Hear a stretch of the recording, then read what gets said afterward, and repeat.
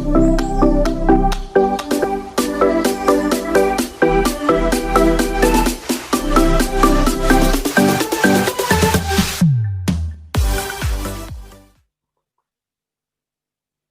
का lecture start करते हैं।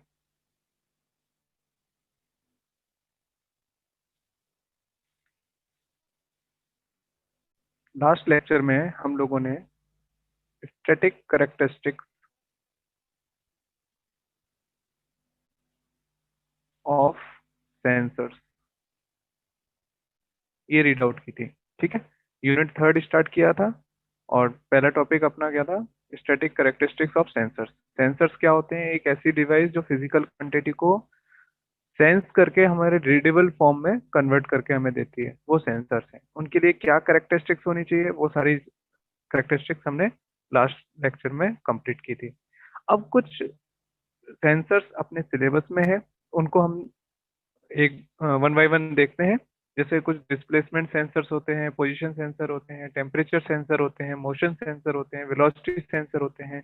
ठीक है, इनको हम एक एक करके रीड करेंगे। इनकी क्या फंक्शनैलिटी रहती है, क्या पर्पस रहता है, कहाँ एप्लीकेशन है, वो सारी चीजें हम एक एक करके पढ़ते जाएंगे। ठीक है, तो स्टार्ट करते हैं। Displacement, position and proximity sensors. इसमें कई सारे सेंसर्स आपको पढ़ने को मिलेंगे जो डिस्प्ले, क्योंकि ऐसा तो है नहीं कि डिस्प्लेसमेंट केवल एक ही सेंसर मेजर करता है।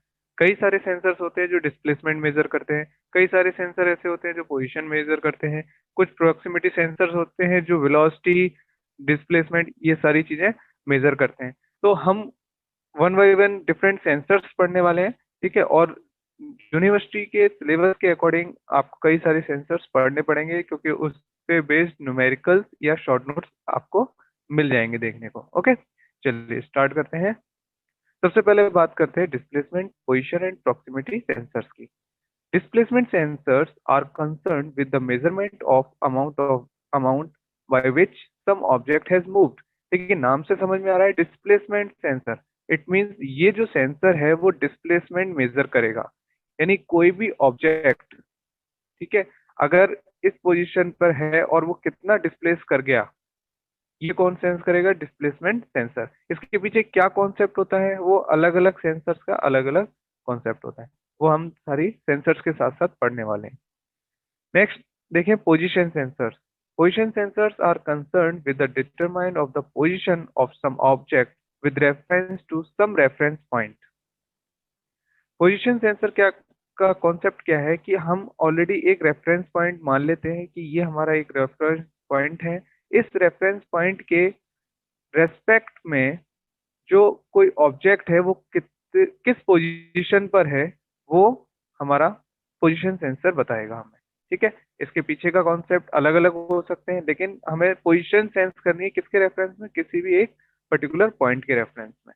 ओके, चलिए नेक्स्ट देखते हैं proximity sensors. Proximity sensors are a form of position sensors. देखिए, पोजीशन सेंसर्स का ही एक फॉर्म है proximity sensors, and they are used to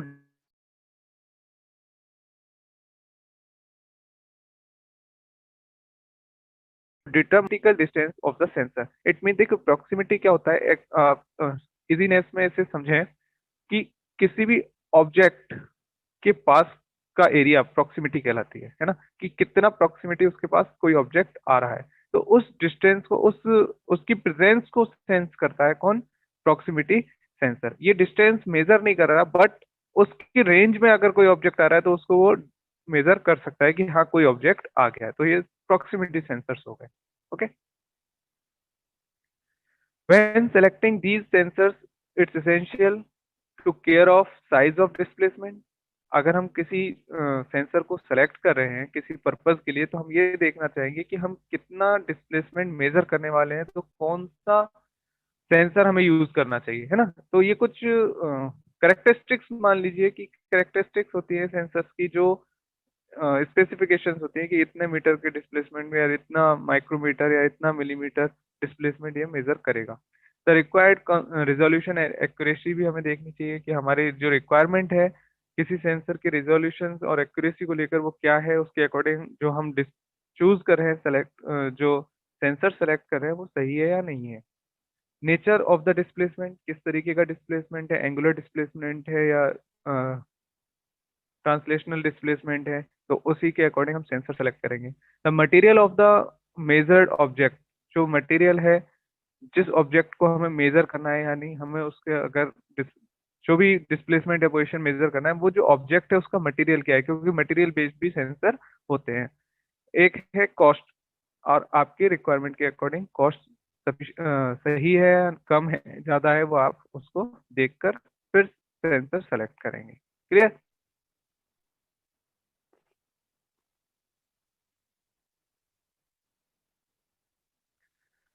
अगर हम सेंसर्स को क्लासिफाई करें तो हम दो टाइप में इसको क्लासिफाई करते हैं। There are contact sensors and non contacting sensors. नाम से समझ में आ रहा है कि कॉन्टेक्ट सेंसर है, इट मींस ऑब्जेक्ट सेंसर्स के कॉन्टेक्ट में आने वाला है। तो the movement of the sensor element is used to cause a change in electrical voltage, resistance, capacitance और म्यूचुअल इंडक्टेंस। तो ये क्या हो गया कि जो सेंसर एलिमेंट है उसका मूवमेंट,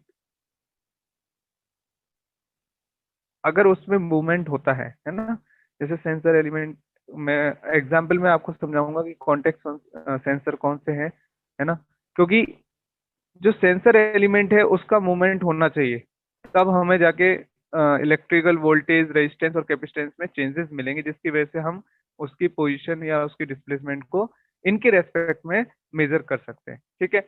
या म्यूचुअल इंडक्टेंस में चेंज होना चाहिए। सिमिलरली अगर हम नॉन कॉन्टेक्टिंग सेंसर्स की बात करें तो the presence of the vicinity of the measured object cause change in air pressure or change in inductance, capacitance, etc.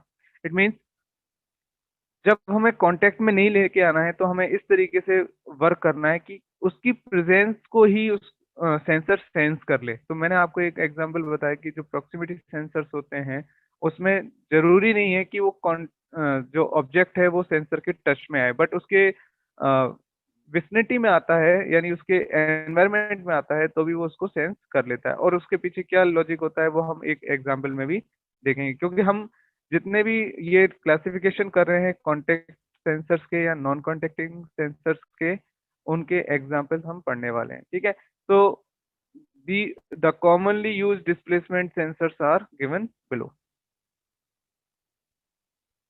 सबसे पहले हम बात करते हैं पोटेंशियोमीटर। आप लोगों ने ये काफी बार देखा होगा लेकिन शायद नाम नहीं समझ पाए होंगे।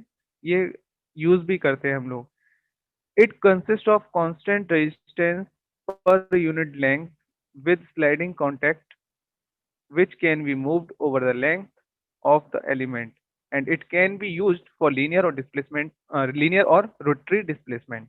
Okay, इसमें क्या होता है कि एक कांस्टेंट रेजिस्टेंस को हम यूज करते हैं यूनिट पर यूनिट लेंथ के अकॉर्डिंग, और एक स्लाइडर को यूज करते हैं जिससे वो अलग अलग रेजिस्टेंस पर वेरी करता है। ठीक है? जैसे आप एक एग्जांपल देख रहे हैं, ये रोटरी पोटेंशियोमीटर का है। आपने जो फैन रेगुलेटर देखे होंगे, फैन रेगुलेटर देखे, उसमें इस तरीके की नोब लगी होती है और आप उसको रोटेट करते हैं, देन फैन की स्पीड क्या होता है, वेरी कर जाती है। अगर फर्स्ट पोजीशन पे तो जो फैन है वो स्लो चलता है, सेकंड पोजीशन पे फैन थोड़ा स्पीड में आ जाता है, थर्ड पोजीशन पे तो फैन और ज्यादा स्पीड में आ जाता है। लेकिन इनके पीछे क्या कॉन्सेप्ट है कि यहाँ पर कुछ फिक्स्ड रेजिस्टेंस लगे हुए हैं। अगर फर्स्ट वाले पॉइंट पर नोब आती है तो जो फैन स्पीड है वो कम हो जाती है, क्योंकि उसमें जो करंट प्रोवाइडिंग है वो क्या हो जाता है, डिक्री कम हो जाता है due to high resistance. Similarly जब सेकंड पर आते हैं तो इसके कंपैरिजन में ये जो रेजिस्टेंस है वो कम होता है, और थर्ड पर रेजिस्टेंस और भी कम होता है, जिससे फैन की स्पीड इंक्रीज हो जाती है। तो ये है कॉन्सेप्ट फिक्स रेजिस्टेंस का। ठीक है? ये हो गया रोटेटिंग की बात। ऐसे ही एक स्लाइडर के लिए भी होता है। स्लाइडर आपने देखा होगा जब फिजिक्स में एक्सपेरिमेंट वगैरह किए होंगे, तो एक लॉन्ग टेबल, मतलब एक लॉन्ग रॉड टाइप यहाँ पर पोटेंशियोमीटर लगा होता है। ठीक है? इस तरीके से, और आप इस पर एक स्लाइडर होता है जिसको इधर और इधर मूव कर सकते हैं। ठीक है? ये जो स्लाइडर है इस पूरे लेंथ वाली रेजिस्टेंस को डिवाइड करता है। क्लियर? अगर ये बिल्कुल मिडिल में है तो दोनों पोर्शन का जो रेजिस्टेंस है वो इक्वल होगा, अगर ये थोड़ा इधर शिफ्ट हो जाता है तो इस वाले पोर्शन का रेजिस्टेंस कम होगा और इधर वाले पोर्शन का रेजिस्टेंस ज्यादा होगा। ठीक, यहाँ पर एक एग्जांपल दिया हुआ है, इसमें आपको गिवन देखिए दो टर्मिनल है 1 और 3, इनके बीच में एक कंप्लीट आर आर मान लीजिए आर रेजिस्टेंस लगा हुआ है और इसके ऊपर एक स्लाइडर लगा हुआ है। ठीक है, ये स्लाइडर जब मिडिल पोजीशन पर है ना, तो क्या होगा, इस वाले पोर्शन का रेजिस्टेंस और इस वाले पोर्शन का रेजिस्टेंस इक्वली डिवाइड हो जाएगा।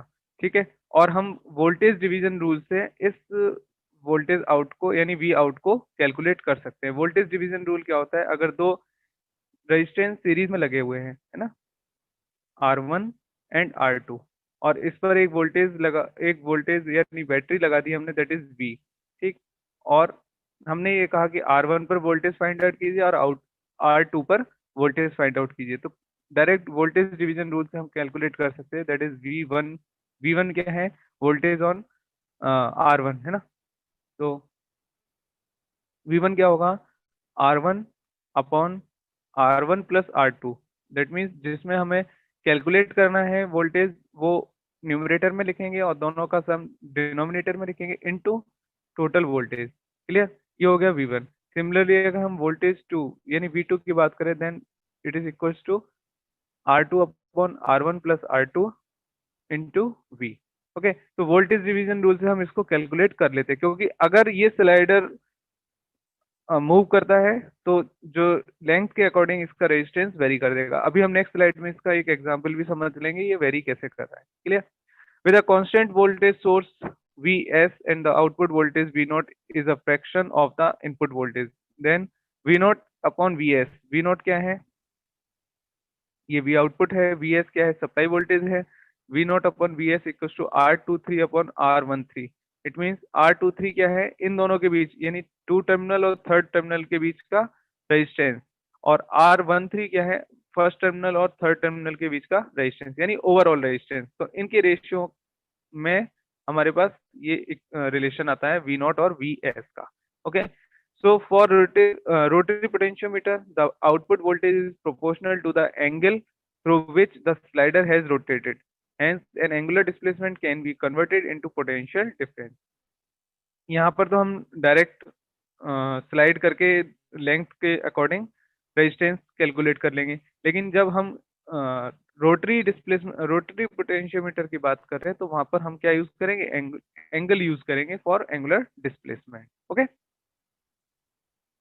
देखिए बात कर रहे थे हम अभी इसी स्लाइडर वाले की केस की, जिसमें एक कंप्लीट रेजिस्टेंस था, उसको हमने डिवाइड कर दिया और यहाँ पर हमने इसको कनेक्ट कर दिया स्लाइडर को। ठीक है, हमने ये माना कि ये जो लेंथ है वो एक्स है ना, और ये जो लेंथ है वो हमने कितनी रह गई, 1 - x रह गई, क्योंकि हमने रेजिस्टेंस क्या लिया था, रेजिस्टेंस पर यूनिट लेंथ लिया था, तो हम ये मानते हैं इसकी कंप्लीट जो लेंथ थी वो 1 थी, और जब स्लाइडर हमने इस पोजीशन पे रखा है, इट मीन्स ये यहाँ से x पोजीशन पर है, तो रिमेनिंग क्या रहेगी, 1 - x रह गई, और जो रेजिस्टेंस होगा वो क्या हो जाएगा, आरपी यानी जो पोटेंशियोमीटर का रेजिस्टेंस है वो क्या हो जाएगा, आरपी इंटू एक्स इस वाले पोर्शन के लिए है ना, यहाँ से यहाँ तक वाले पोर्शन के लिए, और आरपी इंटू 1 - x क्या हो जाएगा, रिमेनिंग पोर्शन के लिए हो जाएगा। तो ये दोनों अलग अलग रेजिस्टेंसेज हो गए। अब हमें कैलकुलेट क्या करना है, वी एल कैलकुलेट करना है। तो टोटल रेजिस्टेंस क्या हो गया, RP into 1 - x plus R L into XP. अब देखिए आर एल एक्सपी, ये आर एल कहाँ से आया, क्योंकि हम ये एज्यूम कर रहे हैं जो वोल्टेज हमें कैलकुलेट करना है यहाँ पर, मैं इसको एक बार दोबारा लिख देता हूँ। ये जो वोल्टेज लोड वोल्टेज है उस वो कैलकुलेट किस पर होगा, यहाँ पर कोई रेजिस्टेंस होगा है ना, जिसे हम बोलते हैं load resistance. Okay, load resistance किसके पैरेलल हो गया, आर एक्सपी इंटू आरपी के पैरेलल हो गया। तो जो रेजिस्टेंस जब पैरेलल में होते हैं तो फॉर्मूला नेट इक्विवेलेंट रेजिस्टेंस का फॉर्मूला क्या होता है, R1 × R2 plus R1 + R2। Okay, इन अपॉन R2, सॉरी ये हो जाएगा R1 + R2, ये होता है पैरेलल रेजिस्टेंस का नेट इक्विवेलेंट रेजिस्टेंस। तो यहाँ पर R1 किसको मान लें, XP को मान लीजिए, R2 किसको मान लें, RL को मान लीजिए। तो इन दोनों का नेट इक्विवेलेंट रेजिस्टेंस क्या हो गया, R1 into R2, R1 plus R2। तो देखिए RL into x RP upon RL plus XRP, ये वाली बात हो गई अपने इस वाले पोर्शन के लिए, ठीक है। अब इसके साथ सीरीज में कौन है, सीरीज में है RP into one minus x, और रेजिस्टेंस सीरीज में कैसे ऐड होता है, R1 प्लस R2। ओके, ये पैरेलल में रेजिस्टेंस हो गया, ये सीरीज में रेजिस्टेंस हो गया। तो पैरेलल में सीरीज, इस दोनों के पैरेलल के बाद ये सीरीज में है तो यहाँ पर सीरीज हो गया, तो टोटल रेजिस्टेंस अपने पास कैलकुलेट हो गया। Clear. Then voltage division rule मैंने आपको बताया था, अभी VL अपॉन VS कैलकुलेट करना है। इट मीन्स ये जो वोल्टेज है वो कैलकुलेट करना है। तो ये वोल्टेज किस पर है, इन दोनों पैरेलल कॉम्बिनेशन पर ही तो है। तो इन दोनों को पैरेलल कॉम्बिनेशन को न्यूमरेटर में रखा, देन फिर इस वाले रेजिस्टेंस और इन दोनों के पैरेलल रेजिस्टेंस का सम हमने डिनोमिनेटर में रखा। आप एक बार प्रीवियस देख लेना, जो अभी पिछली साइड में समझाया था वोल्टेज डिवीजन रूल, उसको अप्लाई करना, इनकी वैल्यूज पुट कर देना, आपके पास ये रिलेशन आ जाएगा। ओके, अगर ये पूछता है कि कितना एरर आया, ठीक है ना, कितना एरर है या कितना डिफरेंस है, तो हम कैसे कैलकुलेट करेंगे, X B S. X B S क्या है, इस वोल्टेज को इस लेंथ के अकॉर्डिंग हमने डिवाइड किया, ठीक है, X B S minus V L, और जो एक्चुअल हमने मेजर किया वो, ठीक है। तो X B S minus V L की वैल्यू हमने अभी कैलकुलेट की है, वो आप पुट कर देंगे, ठीक। वीएल की वैल्यू ये रही, यहाँ से पुट कर देंगे इस इक्वेशन से इस वाले इक्वेशन में, तो हमारे पास एरर आ जाएगी। और इस पर आपको न्यूमेरिकल भी मिल सकता है पोटेंशियोमीटर पे, ये न्यूमेरिकल आपको लिखा हुआ है, assuming that the total potential assuming that the total potentiometer resistance is RP, find the error in the output reading in terms of X as suggested in the shown figure. And if Vs equals to 4 volt, RP equals to 500 ohm and the slider is in middle, ये बोल रहा है कि slider क्या है, middle में है, ये ध्यान रखना है ना। यानी x की वैल्यू क्या हो गई, 1/2 हो गई, क्योंकि वो मिडिल में है ऑलरेडी, या हम कह सकते हैं 0.5 हो गई, क्योंकि हमने इसको ओवरऑल क्या माना था, 1 माना था। पर यूनिट लेंथ की बात करते हैं ना अपन इसमें, तो जब मिडिल में है तो इसको क्या मानेंगे, 0.5। Okay, end of the travelling range with the load resistance 10 kilo ओम, ये क्या दे रखा है आपको, RL दे रखा है, RL की वैल्यू गिवन है। Find the value of error in volt, अभी हमने कैलकुलेट किया था, एरर कैसे कैलकुलेट करेंगे, VS क्या है आपको गिवन है यहाँ पर, 4 वोल्ट। क्लियर। RP यानी ये जो ओवरऑल रेजिस्टेंस है वो कितना है, ओवरऑल रेजिस्टेंस कितना है RP, that is 500 ohm. Okay, RL आपको गिवन है 10 किलो ओम। X की वैल्यू क्या है, 0.5, क्योंकि X क्या है, ये जो जहां स्लाइडर फिक्स है वो लेंथ है X, है ना, ये वाली जो लेंथ है वो X है। तो इसने कहा है in the middle, slider is in the middle, then X equals to 0.5। आप X की वैल्यू पुट करेंगे, आप एरर कैलकुलेट करेंगे, तो इस पर न्यूमेरिकल सीधा आ सकता है, ठीक है।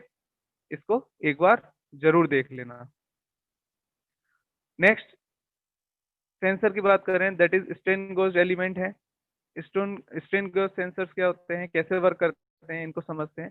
Strain gauge is a metal wire, metal foil और a strip of semiconductor material. These elements can be stuck onto surface like a postage stamp.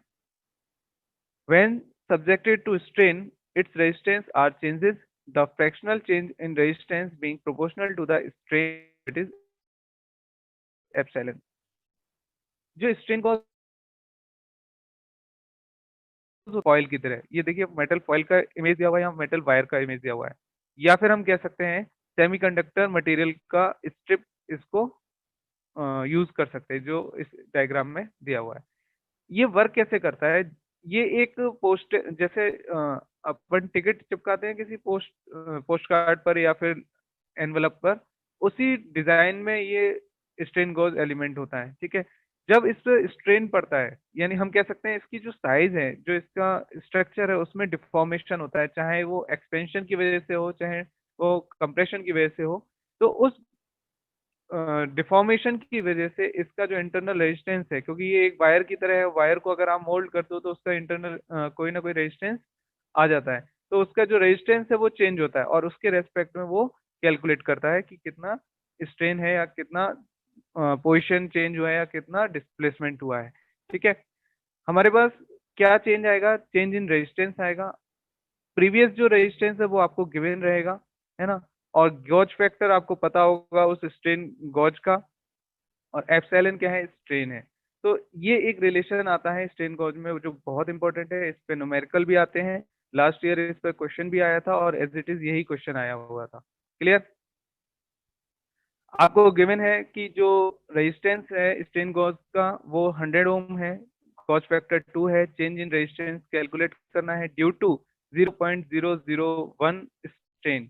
तो आपको इस फॉर्मूले का यूज करना है और कैलकुलेट करना है चेंज इन रेजिस्टेंस। क्लियर, कुछ टिपिकल वैल्यूज दी हुई हैं गॉस फैक्टर की, 2 फॉर मेटल फॉयल और wires and plus 100 for P type semiconductor and -100 for N type semiconductor. ये टिपिकल वैल्यूज हैं, याद कर लें और इसको मेंशन कर सकते हैं जब आपको शॉर्ट नोट लिखने को आता है। Clear, when the flexible elements is bent or deformed as a result of forces being applied by a contact point being displaced, then the electric resistance strain gauges mounted on the element are strained and so give a resistance change। देखिए क्या होता है, जैसे कुछ elements ऐसे ऐसे होते हैं जिन पर स्ट्रेन की वजह से उसमें चेंज आता है तो उन मतलब हमें ये चेक करना होता है कि उस एलिमेंट पर कोई प्रेशर है या कोई स्ट्रेन लगा हुआ है तो कितना डिफॉर्मेशन या कितना स्ट्रेन की वजह से वो बेंड हो रही है। वहां पर हम स्ट्रेन कॉज एलिमेंट यूज करते हैं। जैसे ये स्टेप है, अगर इस पर यहाँ फोर्स कंटिन्यूसली लग रहा है तो हम इसको ये चेक करते हैं इस पर कितना स्ट्रेन पड़ रहा है।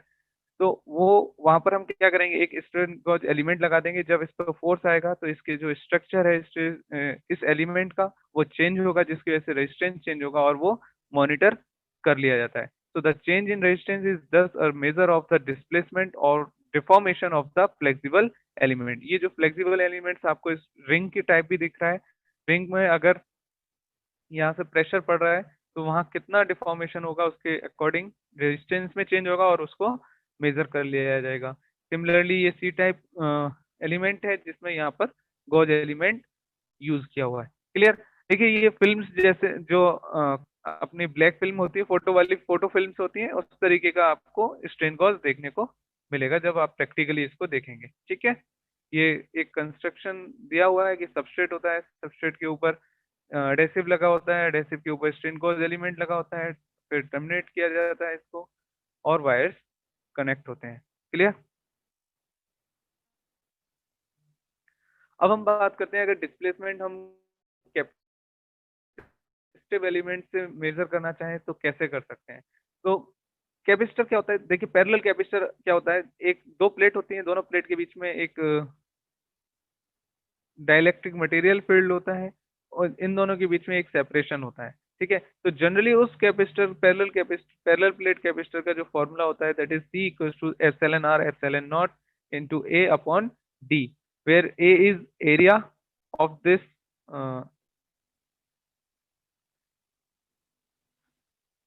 area between the plate, and epsilon r is relative permeability and epsilon naught is absolute permeability, and d is the distance between these two plates. Okay, then we calculate C.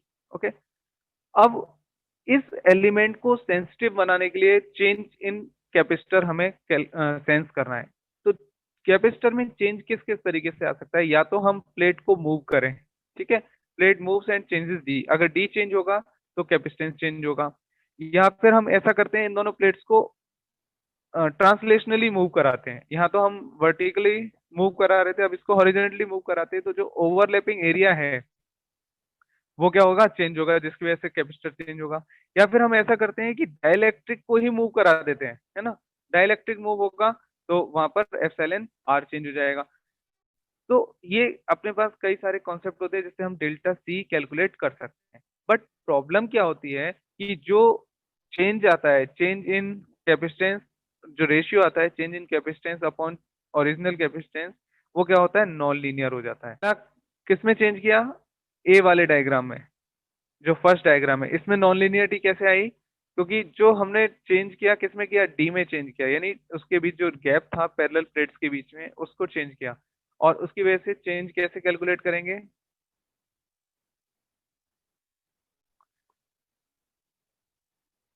D change हुआ, अगर D increase होता है तो यहाँ क्या आ जाएगा, कितना increase कितना मूव किया वो चीज यहाँ पर आ जाएगी, D plus x. Okay, capacitance में भी चेंज आ गया।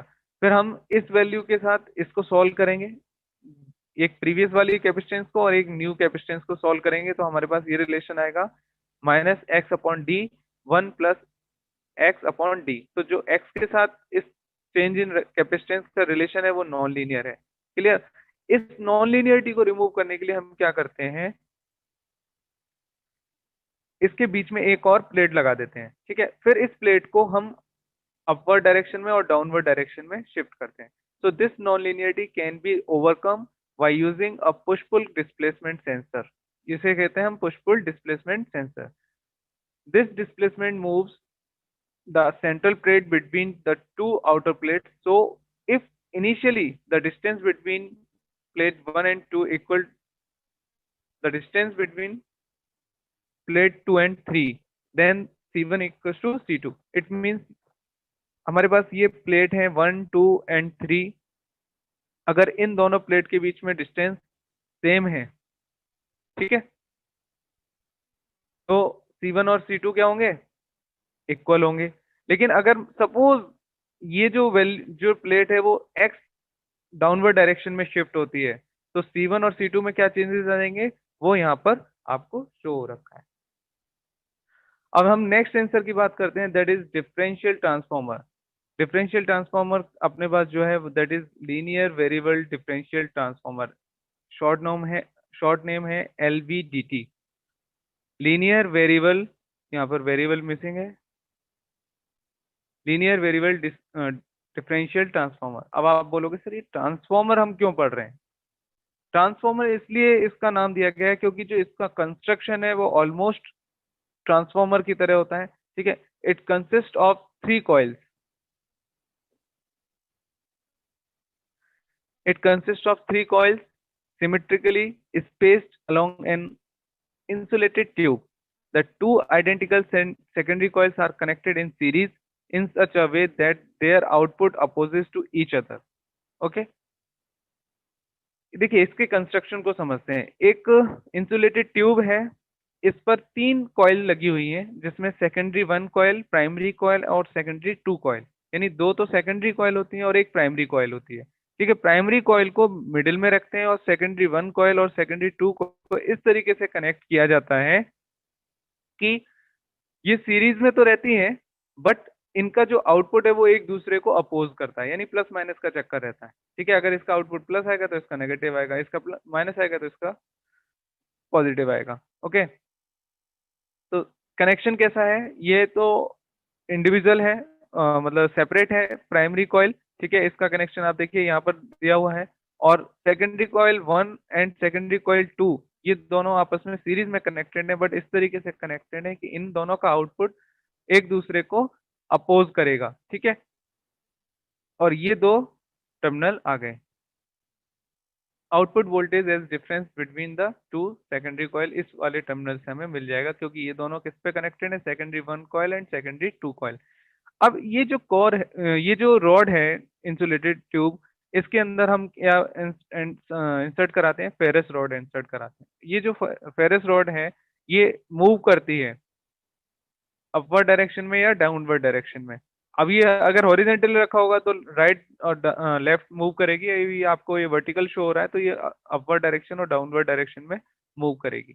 अगर ये जो पिस्टन है ये इस वाली पोजीशन पर है, ठीक है, अब पहला स्टेप क्या होता है, हम प्राइमरी कॉइल को एनर्जाइज कराते हैं। प्राइमरी कॉइल को एनर्जाइज किससे कराएंगे, कोई भी एक कांस्टेंट एसी वोल्टेज सप्लाई दे देंगे जिससे हमारी प्राइमरी कॉइल एनर्जाइज हो जाएगी और इसमें करंट फ्लो हो जाएगा। करंट फ्लो की वजह से जो आसपास का एरिया है वहां पर मैग्नेटिक फ्लक्स जनरेट हो जाएगा।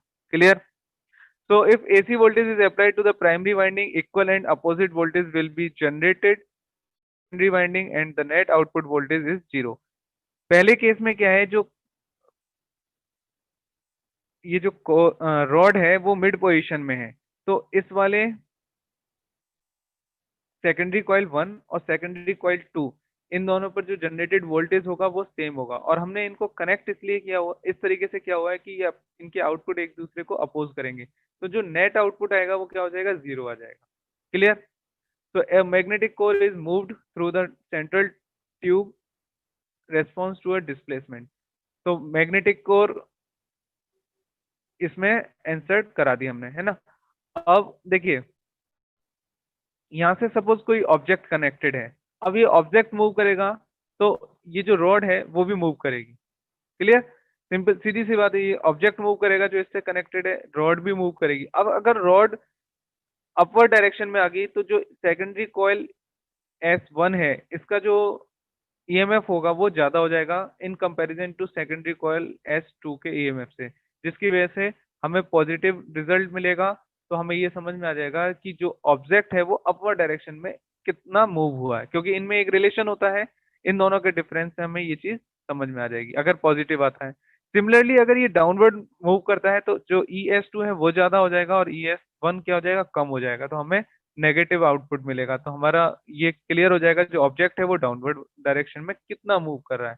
सो when the core is displaced from the centre there is resultant output voltage. अब ये जो मूव करेगा वो कुछ इस तरीके से इसमें रिलेशन आता है। जो आउटपुट वोल्टेज और डिस्प्लेसमेंट में जो रिलेशन है वो कुछ इस तरीके से लीनियर होता है। अगर अगर हम पॉजिटिव डायरेक्शन में देखें तो इस तरीके से, और नेगेटिव डायरेक्शन में देखें तो भी कुछ लीनियर रिलेशन आता है। यहाँ देखिए, जो ES1 है वो ग्रेटर देन है ES2 के, यानी आउटपुट जो पोटेंशियल डिफरेंस सेकेंडरी कॉइल 1 पर है वो ज्यादा है सेकेंडरी कॉइल 2 से। और इस वाले केस में पोटेंशियल जो डिफरेंस है, या ईएमएफ जो, पोटेंशियल डिफरेंस नहीं बोलेंगे हम, ईएमएफ बोलेंगे। ईएमएफ जो सेकेंडरी कॉइल 2 पर है वो ज्यादा है किससे, सेकेंडरी कॉइल 1 से। क्लियर? तो ये आपको आउटपुट मिलता है। और ये फेज एंगल का ग्राफ दिया हुआ है, आपको पता ही अपोजिट होते हैं दोनों, क्योंकि हमने उसको कनेक्ट इस तरीके से किया हुआ है। तो यहाँ पर ये आपको पॉजिटिव और नेगेटिव 180 डिग्री शो करेगा। क्लियर? तो the EMF induced in coil is given by E equals to M di/dt। ये पहले भी हम लोग पढ़ चुके हैं, BEE सब्जेक्ट था, फर्स्ट टाइम है, वो आपने पढ़ा होगा। Where M is mutual inductance depends on the number of turns and the core. Number of turns और कोर पर डिपेंड करता है। So for sinusoidal input current the induced voltage can be, अगर कोई साइनसोइडल वोल्टेज है तो induced current क्या हो सकता है, V1 एंड V2। ये अलग अलग जो कॉइल्स हैं उन पर वोल्टेज शो हुआ है। ठीक है, K1 sine omega t minus five और V2 K2 sine omega t minus five. ये चीज सिमिलर रहेगी दोनों में, बट जो वैल्यू है वो अलग हो जाएगी। Okay, and the net output voltage will when V1 is greater than V2। अगर V1 ग्रेटर देन V2 है तो हम V1 माइनस V2 करेंगे और कैलकुलेट कर लेंगे, आउटपुट वोल्टेज हमारे सामने आ जाएगा। अगर ये आएगा V1 ग्रेटर देन V2 पर और ये वाला आएगा V2 is greater than V1 पर। क्लियर? ये दिखने में जो LVDT होता है वो कुछ इस तरीके का होता है। ठीक है, और हम फेज सेंसिटिव डिमोलेटर भी यूज कर सकते हैं with low pass filter to convert the output into a DC voltage which gives a unique value of displacement. अगर हम इस डिस्प्लेसमेंट को डिजिटाइजली डिस्प्ले करना चाहते हैं तो हम एक फेज सेंसिटिव डिमोलेटर यूज कर लेते हैं और लो पास फिल्टर यूज कर लेते हैं, तो हमारे पास डीसी आ जाती है जो कन्वर्ट किस में हो जाती है, डिजिट में कन्वर्ट हो जाती है। ओके, तो ये है अपना डिफरेंशियल ट्रांसफॉर्मर।